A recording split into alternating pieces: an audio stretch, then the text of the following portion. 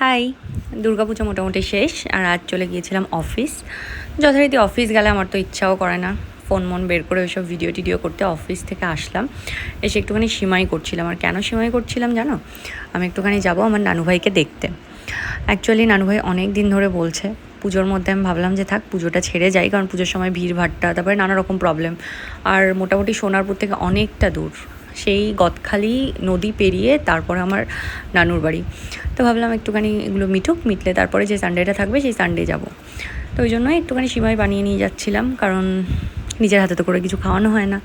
তো ওই জন্য যাই হোক, সকালবেলা যখন উঠলাম তখন দেখলাম পুরো বৃষ্টি ওয়েদার, মানে ওয়েদার ভীষণ খারাপ। তারপরে ভাবলাম ঠিক আছে থাক, কী আর করা যাবে, এই ওয়েদারেই যাই। আর পৌঁছে গেলাম সোনাখালি গিয়ে চেনা গ্রামটাকে দেখতে বেশ ভালো লাগছিলো। মানে মনে হচ্ছিল যে কষ্ট হচ্ছিল এই যে আমার বাড়ির সামনে দিয়ে যাব, আসার সময় ভালোভাবে ক্যাপচার করব, কিন্তু বেশ মনটা খারাপ হয়ে গেছিলো।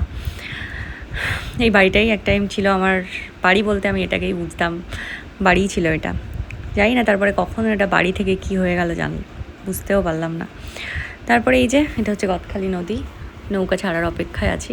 নৌকা ছাড়লেই ওদিকে যাবার। এদিকের ওয়েদারটা আরও খারাপ, মানে গাছপালা ভেঙে পড়েছে। আমি একটা অটো রিজার্ভ করে চলে গিয়েছিলাম, কারণ আমার আবার ফেরারও ছিল। তো আমি গিয়ে কাজ টাজ মিটিয়ে আবার তাড়াতাড়ি ফিরেও এলাম। আর এটা হচ্ছে আমাদের বাসন্তী ব্রিজ।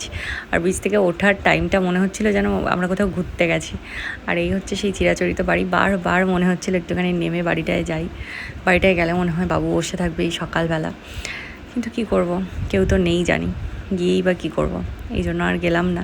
কিন্তু বাড়িটাকে দেখে খুব কষ্ট হচ্ছিলো। বাড়িটা আমার মনে হয় যেন আমার বাবার প্রতিচ্ছবি।